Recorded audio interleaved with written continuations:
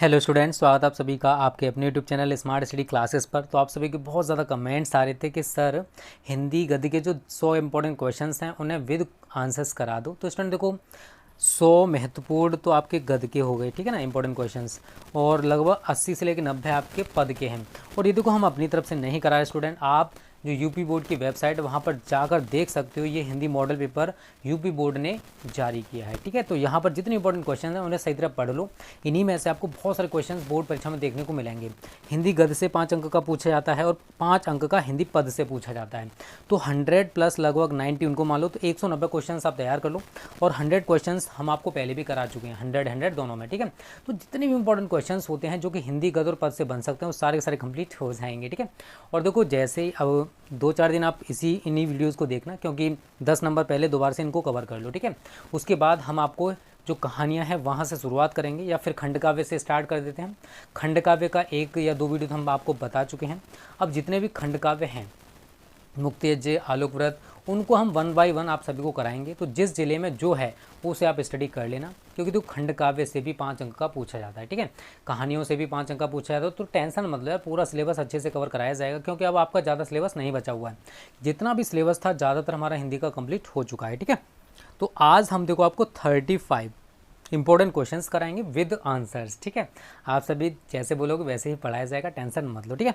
तो सबसे पहला आज का जो क्वेश्चन है वो है, आधुनिक काल को गद्य काल किसने कहा है। तो आपको यहाँ पर 4 ऑप्शंस रखे हैं, भारतेंदु हरिश्चंद्र, हजारी प्रसाद द्विवेदी, आचार्य रामचंद्र शुक्ल, श्याम सुंदर दास। तो स्टूडेंट याद रखना, आधुनिक काल को गद्य काल आचार्य रामचंद्र शुक्ल जी ने कहा है। तो पहले क्वेश्चन का हमारा थर्ड ऑप्शन एकदम सही होगा, आचार्य रामचंद्र शुक्ल। और ये जो पीडीएफ आपको कहाँ मिलेगी ये भी मैं आपको बताऊंगा वीडियो के लास्ट में, तो वीडियो को लास्ट तक जरूर देखना, ठीक है। अगला क्वेश्चन है स्टूडेंट, उक्ति व्यक्ति प्रकरण रचना है। 4 ऑप्शंस दे रखे हैं, सदा सुखलाल, कवि गंग, दामोदर शर्मा, लल्लू लाल। तो स्टूडेंट याद रखना, उक्ति व्यक्ति प्रकरण जो रचना है वो है दामोदर शर्मा जी की। तो हमारे दूसरे क्वेश्चन का ग ऑप्शन एकदम सही होगा, ठीक है। अगला क्वेश्चन बहुत ज़्यादा इंपॉर्टेंट है, आप सभी को इसका आंसर शायद पता होगा सभी को। कवि वचन सुधा पत्रिका के संपादक कौन है। 4 ऑप्शंस आपको दे रखे हैं, बालकृष्ण भट्ट, भारतेंदु हरिश्चंद्र, प्रताप नारायण मिश्र, श्याम सुंदर दास। तो स्टूडेंट याद रखना, भारतेंदु हरिश्चंद्र जी ने कवि वचन सुधा नामक पत्रिका का संपादन किया था, ठीक है। अगला क्वेश्चन इंपॉर्टेंट है, पूछा जा सकता है, फोर्ट विलियम कॉलेज की स्थापना हुई। देखो फोर्ट विलियम कॉलेज कहाँ पर है, कलकत्ता में है, और इसकी जो स्थापना हुई है वो हुई थी स्टूडेंट 1800 ईस्वी में, ठीक है। तो फोर्ट विलियम कॉलेज कहाँ पर है पूछा जाता है, तो कलकत्ता में है, और इसकी स्थापना कब हुई थी, तो 1800 ईस्वी में हुई थी। तो चौथे क्वेश्चन का ख ऑप्शन एकदम सही होगा। चलो आगे बढ़ते हैं, 5वां क्वेश्चन है, भारत दुर्दशा नाटक के रचयिता हैं। यहाँ पर आपको 4 ऑप्शन रखे हैं, पंडित बालकृष्ण भट्ट, प्रताप नारायण मिश्र, भारतेंदु हरिश्चंद्र, जयशंकर प्रसाद। तो स्टूडेंट याद रखना, भारत दुर्दशा नाटक के जो लेखक है स्टूडेंट या रचयिता हैं वो हैं भारतेंदु हरिश्चंद्र जी। तो 5वें क्वेश्चन का ग ऑप्शन एकदम सही होगा, और उम्मीद करता हूँ ये क्वेश्चन आपको बहुत अच्छे से क्लियर हो रहे होंगे। बहुत ज़्यादा इंपॉर्टेंट क्वेश्चन छठा, हिंदी की प्रथम आधुनिक कहानी है। 4 ऑप्शन आपको दे रखे हैं, 11 वर्ष का समय, आकाशदीप, रानी केतकी की कहानी और इंदुमती। तो स्टूडेंट याद रखना, हिंदी की जो प्रथम आधुनिक कहानी है वो है इंदुमती। तो हमारे छठे क्वेश्चन का घ ऑप्शन एकदम सही होगा। और अगर आपको किसी भी क्वेश्चन में कोई भी डाउट लगता है तो आप हमें कमेंट करके बता सकते हो, कोई दिक्कत नहीं है, इंसान से गलती होती है, हमसे भी हो सकती है, कोई परेशानी नहीं है, ठीक है। और देखो हिंदी का प्रथम मौलिक उपन्यास पूछा जाए तो आप सभी को पता है परीक्षा गुरु है, ठीक है। तो ये क्वेश्चन ऐसे हैं जो रिपीटेड होते हैं, जो पूछ लिए जाते हैं, ठीक है। चलो आगे बढ़ते हैं, 7वां क्वेश्चन है, महावीर प्रसाद द्विवेदी ने क्या किया। तो देखो यहाँ पर 4 ऑप्शंस दे रखे हैं, साहित्य के इतिहास लेखन का कार्य, कवि वचन सुधा का संपादन, ये तो नहीं हो सकता, और ये भी नहीं है, ब्रज भाषा का प्रयोग इन्होंने नहीं किया था, भाषा परिमार्जन इज राइट आंसर। तो जो महावीर प्रसाद द्विवेदी जी हैं उन्होंने परिमार्जित भाषा का उपयोग किया था, और दूसरे जो लेखक थे उनको भी उसे यूज करने के लिए कहा था, ठीक है। अगला क्वेश्चन है 8वां, छायावादी युग की समय सीमा है। तो यहाँ पर आपको 4 ऑप्शन दे रखे हैं, 1900 ईस्वी से 1918 ईस्वी तक, 1918 से 1938 ईस्वी तक, 1938 ईस्वी से अब तक, और 1968 ईस्वी से 1900 ईस्वी तक। तो स्टूडेंट याद रखना, इसका जो राइट आंसर है वो है ख, 1918 से 1938 ईस्वी तक। नवा है प्रेमचंद्र की रचना है। तो देखो इसका आंसर तो शायद सभी को पता होगा, गोदान गबन, ठीक है, सभी को पता है, गोदान इज अ राइट आंसर। और देखो अगर आप सभी को थोड़ा सा और याद करना है तो कर सकते हो, ध्रुव सामनी और कंकाल जो नाटक हैं, ये दोनों नाटक हैं शायद, ठीक है ना, कंफर्म कर लेना एक बार। तो ये दोनों जो हैं वो जयशंकर प्रसाद जी के हैं। तो हमारे 90 क्वेश्चन का राइट आंसर तो आपका घ हो जाएगा, ठीक है। तो ये अगर पूछे जाते तो उसमें आप जयशंकर प्रसाद लिख सकते हो। अगला क्वेश्चन है 10वां, हिंदी की प्रथम कहानी है, प्रथम एकाकी है। तो देखो यहाँ पर आपको 4 ऑप्शन दे रखे हैं, पृथ्वीराज की आंखें, एक घूंट, अंधेर नगरी, भारत दुर्दशा। तो हिंदी की जो प्रथम एकाकी है वो है एक घूंट। 10वें क्वेश्चन का ख ऑप्शन एकदम सही है। तो देखो इसका आंसर तो मैं अभी कुछ देर पहले ही आपको बताया था कि हिंदी का जो प्रथम मौलिक उपन्यास है वो कौन सा है, परीक्षा गुरु है। तो इसमें तो शायद किसी को दिक्कत नहीं होगी।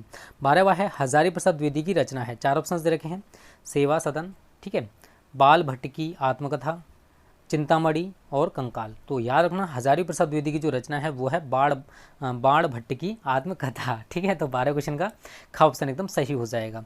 और देखो बहुत सारे बच्चे कमेंट्स करते हैं सर हमने अभी तक बिल्कुल स्टडी नहीं स्टार्ट किया। तो देखो उन बच्चों के लिए हमने अपना अक्टूबर न्यू बैच बनाया है, वो बच्चे इस बैच को ज्वाइन करके अपनी पूरी तैयारी बेस्ट तरीके से कर सकते हैं। इसमें आपको शॉर्ट नोट्स मिलेंगे, important questions, practice set, model papers, ये सारी चीज़ें प्रोवाइड कराई जाएंगी, वो भी बहुत अच्छे तरीके से। और ये सब कुछ आपको हमारा जो ऐप है स्मार्ट स्टडी क्लासेस का उसमें मिलेगा। और आप देखो कुछ टाइम बाद हम आपको डेली बेसिस पर टेस्ट लेने वाले हैं, तो जल्दी से सभी बच्चे smart study classes app download कर लो, ठीक है। और देखो अभी अक्टूबर न्यू बैच की जो फी है वो 599 रुपये है। तो जो बच्चे इंटरेस्टेड हैं, डेमो नोट्स भी हमने इस वीडियो के डिस्क्रिप्शन में दे रखे हैं, डेमो नोट्स देखो कैसे हैं, उसके बाद ज्वाइन करो। फी 599 बोर्ड एग्जाम्स तक का फी है, इसके बाद आपको कोई पेमेंट नहीं करना है, ठीक है। चलो आगे बढ़ते हैं। आज का हमारा जो 13 क्वेश्चन है थोड़ा सा डिफरेंट है। ये कह रहा है स्टूडेंट इसमें कि निम्नलिखित में से कौन सा कथन सत्य है। एक कथन सत्य है और सभी जो गलत हैं। कामायनी जयशंकर प्रसाद की रचना है, यही सही है और सभी गलत हैं, ठीक है। गोदान प्रताप नारायण मिश्र की रचना है, नहीं, ये किसकी है आप सभी को पता है, प्रेमचंद की है, ठीक है। हंस पत्रिका के संपादक जयशंकर प्रसाद, नहीं, गलत है। रंगभूमि उपन्यास जो जैनेन्द्र का है, ये भी गलत है, ठीक है। 14वां है राग दरबारी किस विधा की रचना है। तो देखो राग दरबारी यहाँ पर आपको ऑप्शंस दे रखे हैं, नाटक है, उपन्यास है, आत्मकथा है या जीवनी है। तो राइट आंसर क्या है, उपन्यास। और जिन बच्चों ने भी तो वीडियो को लाइक नहीं किया, लाइक कर दिया करो, क्यों कंजूसी करते हो, लाइक करने का भी पैसा जाता है क्या, हमारे नोट्स का पैसा जाता है, ठीक है, ना कि लाइक करने का, ठीक है। चलो आगे बात करते हैं। आज का जो अगला क्वेश्चन है 15वां, वो है निंदा रस निबंध के रचनाकार हैं। तो यहाँ पर आपको 4 ऑप्शन रखे हैं, हरिशंकर परसाई, आचार्य महावीर प्रसाद द्विवेदी, रामचंद्र शुक्ल और जैनेन्द्र कुमार। तो याद रखना निंदा रस के जो निबंध के रचनाकार हैं वो हैं हरिशंकर परसाई जी। तो उम्मीद करता हूँ यहाँ तक आपको सब कुछ क्लियर हो गया होगा। 16वां है वर्ड रत्नाकर किस भाषा में है। तो यहाँ पर आपको 4 ऑप्शन रखे हैं, खड़ी बोली, भोजपुरी, मैथिली, ब्रज भाषा। तो याद रखना वर्ड रत्नाकर जो है स्टूडेंट वो मैथिली भाषा में है। किस भाषा में है, मैथिली भाषा में। चलो आगे बात करते हैं। 17वां क्वेश्चन है आनंद कादंबरी जो पत्रिका है उसके संपादक कौन थे। तो यहाँ पर आपको 4 ऑप्शन रखे हैं, भारतेंदु हरिश्चंद्र, बालकृष्ण भट्ट, श्याम सुंदर दास, बद्री नारायण चौधरी, प्रेमघन। तो याद रखना इसका जो राइट आंसर है वो घ है, बद्री नारायण चौधरी प्रेमघन। तो उम्मीद करता हूँ यहाँ तक आपको सारे क्वेश्चंस क्लियर हो रहे होंगे। इन सभी क्वेश्चंस को एक कॉपी पर नोट कर लो क्योंकि इंपॉर्टेंट क्वेश्चंस हैं, इन्हीं में से आपको सारे क्वेश्चंस देखने को मिलेंगे, ठीक है। 18वां है रेखा चित्र पर आधारित रचना है। तो यहाँ पर आपको 4 ऑप्शन रखे हैं, मुद्रा, राक्षस, साहित्यालोचन, अतीत के चलचित्र, क्या भूलूं क्या याद करूं। तो इसके राइट आंसर है अतीत के चलचित्र। 18वें का जो ग आंसर एकदम सही है।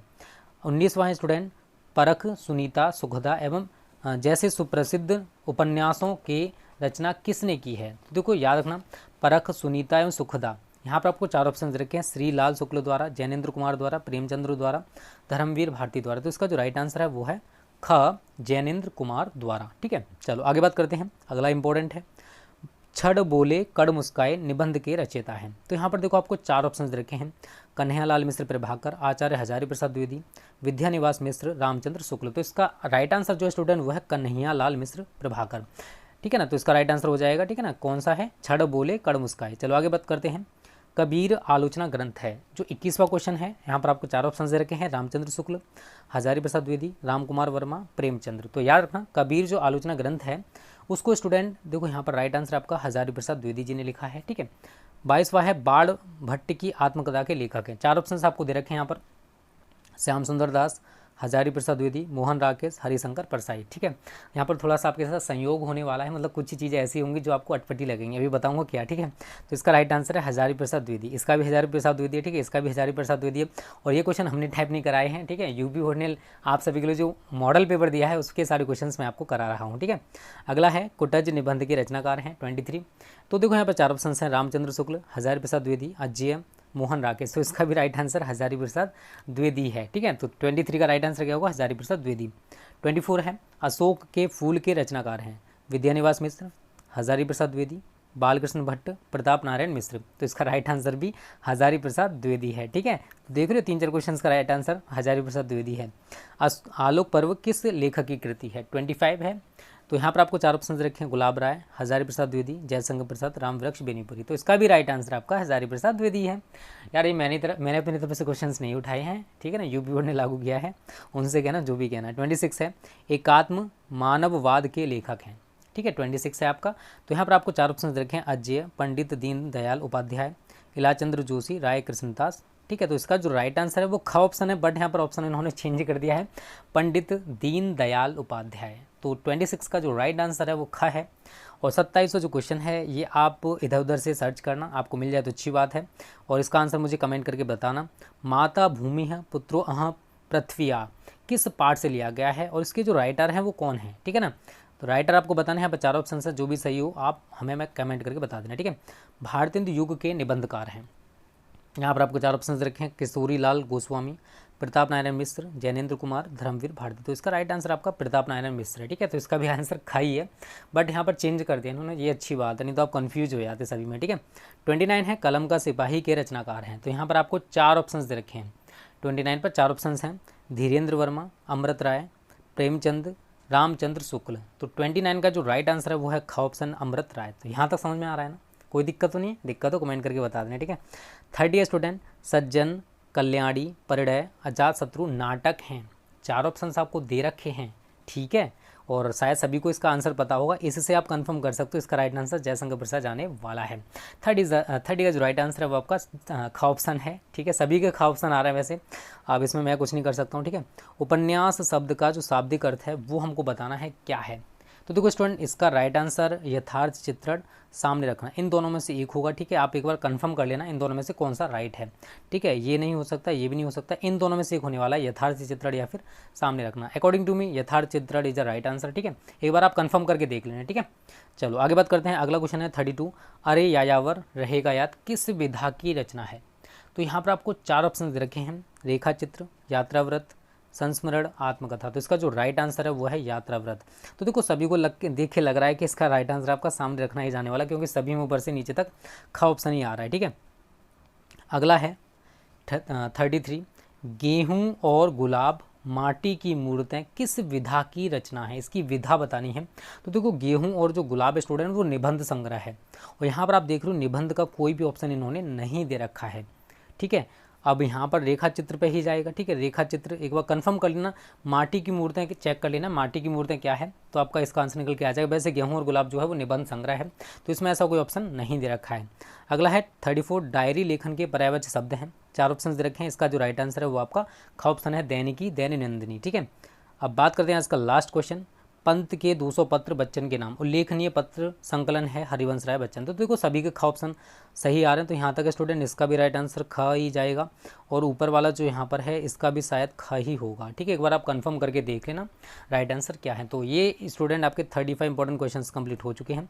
कल आपको 35 आगे के जो है वो कराए जाएंगे। ठीक है ना, इस तरीके से 3 वीडियो आपकी हिंदी गद्य की बनेंगी और 2 या 3 आपकी हिंदी काव्य की बनेंगी। तो इस तरीके से आपके जो 100 क्वेश्चन इसके और कुछ क्वेश्चन उसके कंप्लीट करा दिए जाएंगे। ठीक है ना, इसके साथ साथ हम आपको खंड काव्य वाला जो पोर्शन है वो भी कराते रहेंगे। तो टेंशन मतलब आपको हिंदी की रेगुलर बेसिस पर वीडियोस मिलेंगी, जिससे आपकी तैयारी बेस्ट तरीके से हो जाएगी। तो वीडियो कैसी लगी कमेंट करके बताना, अच्छी लगी तो लाइक कर देना, और अपने दोस्तों के साथ यार शेयर क्यों नहीं करते, शेयर कर दिया करो, वो भी तो आपकी तरह पढ़नी चाहिए ना। ठीक है, थैंक यू, जय हिंद, जय भारत।